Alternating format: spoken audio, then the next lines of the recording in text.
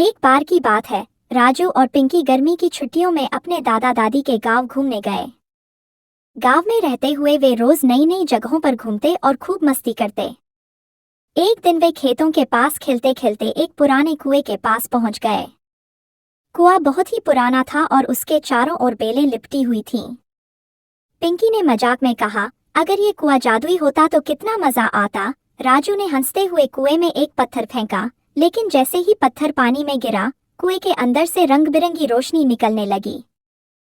अचानक से जोर की आवाज आई और कुएं ने एक घुमावदार हवा का झोंका बना दिया।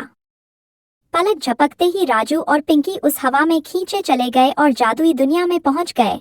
जब उन्होंने आंखें खोली तो सामने रंग बिरंगे पेड़, बोलने वाले जानवर, उड़ते हुए फूल और चॉकलेट का बना हुआ एक पहाड़ था। वहां आया झब्बू नाम का जादुई राक्षस। वो लंबा चौड़ा था लेकिन थोड़ा आलसी।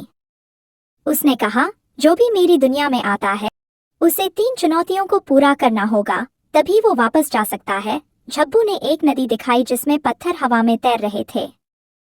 पिंकी ने अपनी फुर्ती दिखाई और पत्थरों पर कूदते हुए नदी पार कर ली। राजू ने थोड़ा डरते हुए छलांग लगाई लेकिन पिंकी ने उसका हाथ पकड़ लिया।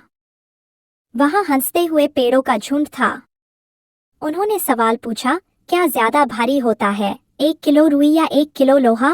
राजू ने हंसते हुए जवाब दिया, दोनों बराबर होते हैं।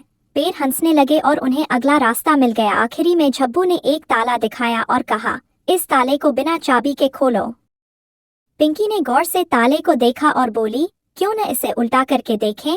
जैसे ही ताले को उल्टा किया, वह खुद ब खुद खुल गया। झब्बू जोर जोर से हंसने लगा और बोला, तुम दोनों तो बहुत होशियार हो। अब मैं तुम्हें घर वापस भेजता हूँ। झब्बू ने अपने जादुई डंडे से हवा में एक गोल दरवाजा बनाया और पलक झपकते ही राजू और पिंकी वापस गांव के कुएं के पास पहुंच गए। वे दोनों हैरान थे लेकिन बहुत खुश भी। उन्होंने ठान लिया कि अब वे फिर कभी किसी रहस्यमय कुएं में पत्थर नहीं डालेंगे। सीख। इस कहानी से हमें सीखने को मिलता है कि मुश्किलें चाहे कैसी भी हों, समझदारी, दोस्ती और हिम्मत से हर चुनौती को पार किया जा सकता है।